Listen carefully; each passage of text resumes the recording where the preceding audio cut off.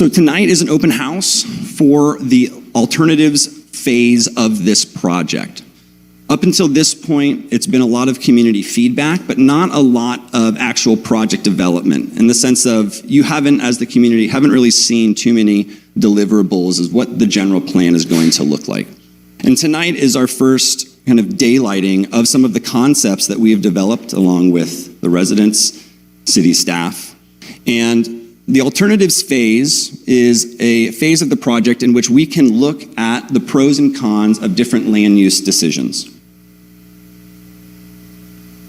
The alternatives were developed out of extensive community outreach, so the priorities that you'll see within each of these alternatives have been vetted not only by the council and by the planning commission, but also through city staff. Each of these land use alternatives that you'll see tonight are really designed as a point of comparison. And these are hypothetical build-outs if you were to focus on one style of development over another. And in this case, we've presented 3 alternatives for us to review tonight and explore. One is focusing on infill, so an intensification of what you already have within your city limits. And the other alternative is looking at what if the city were to expand outside its current boundaries. Some of the key concepts and topics that helped inform these alternatives are multimodal transportation, an emphasis on increasing housing and employment, looking at revitalizing the downtown and increasing the intensity of the commercial core in the downtown area, and focusing on parks and recreation opportunities.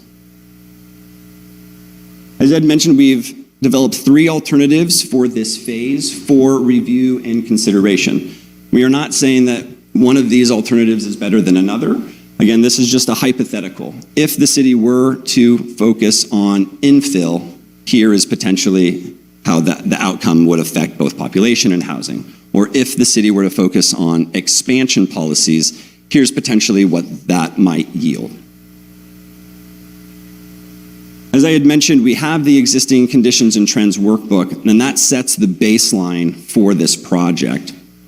The alternative one essentially represents what is on the ground today, and if nothing changed, if we never touched your general plan and we just kept all of the land uses as they were, this is a forecasting of what might yield in the future over the lifespan of this project if no change happened.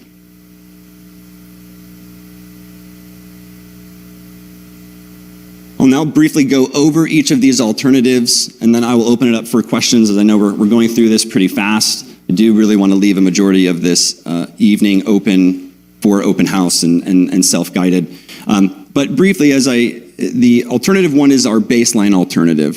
So again, that would be if no land use changes happened during this plan, and it was business as usual for the next 20 to 25 years. We have a map of what that would look like. Now, on this map are various land use designations. So this general plan contains land use designations. These provide the overall guidance for what can and cannot be done on your property or on other properties in the city.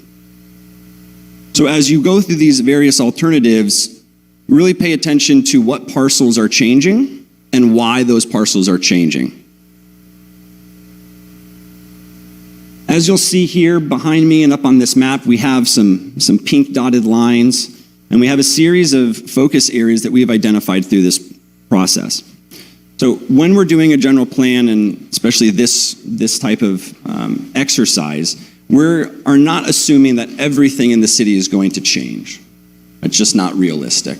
So what we've done in consultation with city staff, planning commission, and city council is we've developed these focus areas.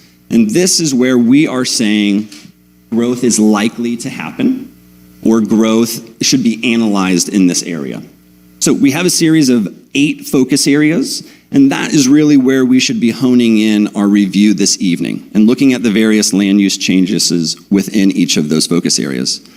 Behind me, we have a brief description of the focus area, translated in both Punjabi and in Spanish.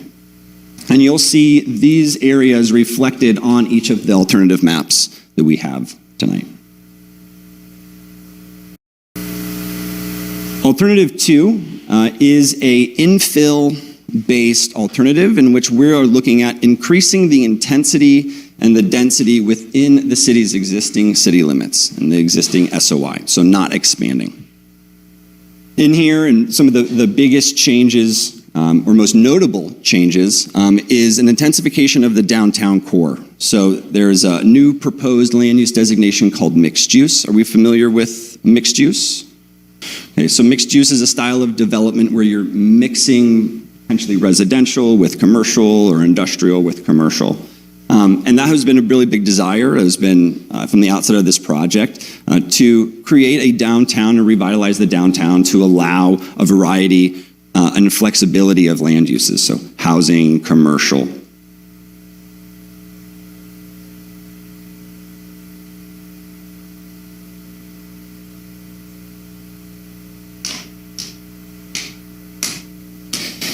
And here's an overview of what the land use map would look like for Alternative 2. Again, not expanding outside of the city limits and applying land uses outside, but really focusing on intensifying what is already existing. On the other hand, as a point of comparison, we have analyzed what it might look like if the city were to grow outside of its existing sphere of influence and city limits. And in this expansion alternative, what we have done is we have increased the intensity of some of the land uses within the city limits, and then have applied new land uses outside. And those involve commercial land uses, potentially agricultural, urban reserve land uses. What we can then do with all of these three alternatives is compare them.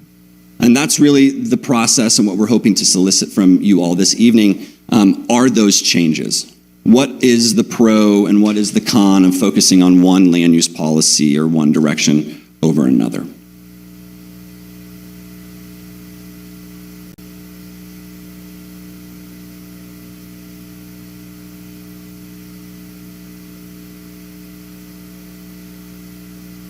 So as I had mentioned, this project has been going on for quite some time. This particular phase of this project is scoped to last around 4 to 5 months. And in that time, we'll be soliciting direct feedback from the community. Not only will we follow up this evening with an online-based survey that you can share your thoughts with us just as like you can share your thoughts with us this evening. Following that, after we have gone through this exercise, what we hope to do is select a single alternative that will move forward in the general plan. So we hope to take all of these three concepts, pick out the best pieces of each, and essentially create a map, a preferred map, that will guide the rest of the general plan update. Once we have that land use identified and that map solidified, we then actually move into the drafting portion of the project, where we are now crafting specific goals, policies, and programs that touch on those topics that I had shown earlier, but really are consistent now with the map that's developed through the process.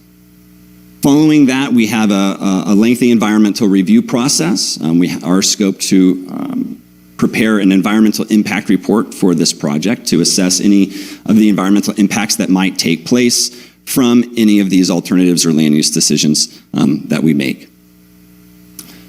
Following that, after the environmental review, really comes adoption. And through that process, community engagement, again, is going to be essential. These plans are drafts until the day that it is adopted. So community input is key, and things can always change.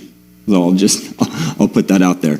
All what we have for you tonight as well are drafts. So these are just initial takes. Nothing is being decided this evening. Nothing on these maps is set in stone. This is purely drafts to engage in conversations and engage in what you feel the priorities are for your community.